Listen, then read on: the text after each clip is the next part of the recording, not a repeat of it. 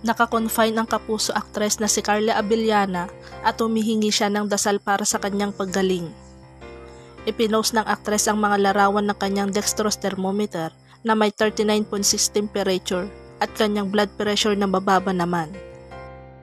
Sa caption niya ay hirap na raw ang aktres at humihiling sa Panginoon na pagalingin na siya. "Lord, please heal me. I've been in so much pain and discomfort." Caption niya. Hindi niya sinabi kung ano ang sakit niya, pero todo ang pag-alala ng mga tagahanga niya at netizens sa mga pinakita niyang litrato.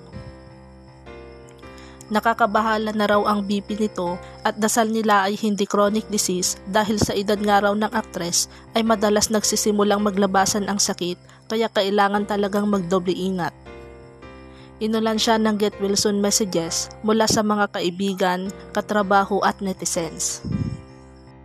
Pati nga ang katrabaho niyang si Bea Alonso sa seryeng Widow's War ay nagkomento ng yakap pagaling ka, na sinagot ng netizens ng pabiro na sinisisi niya sa nangyari kay Carla kung saan nagbabardagulan ang dalawa sa nasabing serye. Sa sobrang concern ng netizens sa aktres ay pinuna ang paraan ng pagkuha ng pipi niya na bakit daw sa wrist ito sinuot. Hindi raw ito ganoon ka-accurate kumpara sa upper arm. Sana raw sa upper arm na ito kinuhanan, gayong nasa hospital na siya. Maiba ring pumuna na kung sobrang nasasaktan daw ito, ay di na nito magagawang mag-post sa social media na dinepensahan din naman ng ibang netizens. Celebrity raw ito at gusto ng ibang fans na maging updated sa nangyayari sa idolo nila. Habang ang iba ay sinabi ang pagkuha ng litrato at teknolohiya ay nagsisilbi na ring diary at journal sa panahon ngayon. Pero mukhang bumubuti na ang lagay ng aktres base sa post niya kahapon na nakatulog siya ng tuloy-tuloy ng 3 oras at napa-thank you Lord.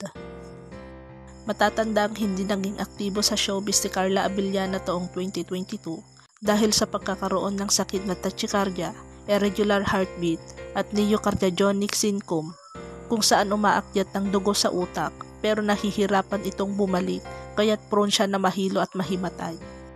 Hindi rin tuluyang nagagamot ang thyroid dito, kaya lumipat na nga raw siya ng bagong endocrinologist. Sinusunod naman ng kapuso aktres ang bilin sa kanya ng cardiologist at endocrinologist niya. Bukod dito ay pinapahalagan rin ni Carla ang pagkakaroon ng tamang oras ng pagtulog, kung kailan dapat magpahinga at umiiwas na rin siya sa mga stress sa trabaho sa showbiz. Sa huli ay pabirong natanong si Carla kung sino o ano ba ang mas pipiliin niyang mahalin sa ngayon, ang mga tao o hayop. Walang pagdadalawang isip na sumagot ang kapuso aktres na mas pipiliin niya ang mga aso dahil ang mga ito ay hindi marunong manghusga, nagbibigay ng unconditional love at di marunong magtanim ng galit o sama ng loob.